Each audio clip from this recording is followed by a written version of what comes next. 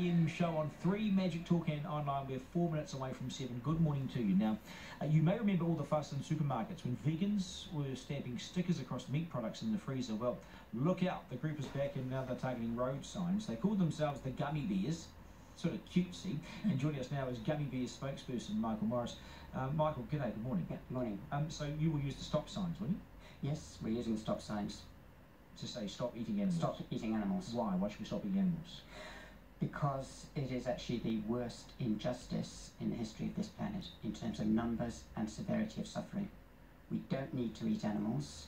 We cause immense suffering. In New Zealand alone, we kill more animals than have been killed in all the wars in the 20th century. And most of those animals die, live in torment and die in agony.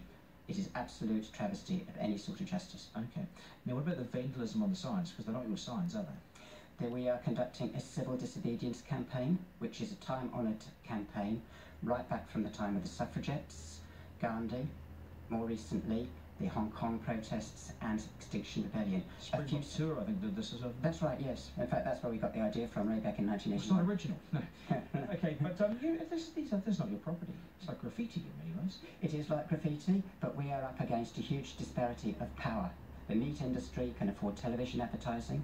They can afford to come on television most of the time, and I'm actually grateful that you've allowed us to have our say. They can lobby the government. They can afford Saunders and Unsworth, and they pretty much control the economy. We are a small organisation. We have to get creative.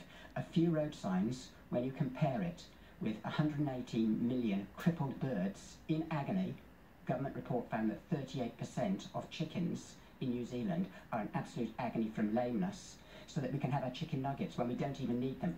We can be totally healthy and thrive and be a top athlete on a vegan diet. Will you actually take the signs down? So you'll put them on for how long? Will you go take them down, or is it someone else's job to do that? The stickers, your stickers?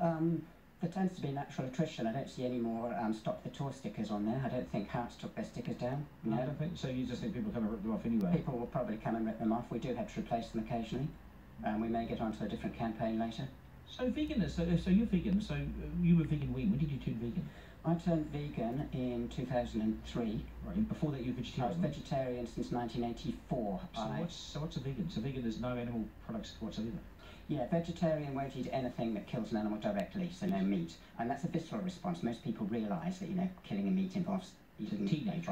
Yeah. What's a vegan? But vegan goes further because you don't eat any animal products as well. No cheese? No cheese. The dairy industry is just as cruel as the meat industry in some ways.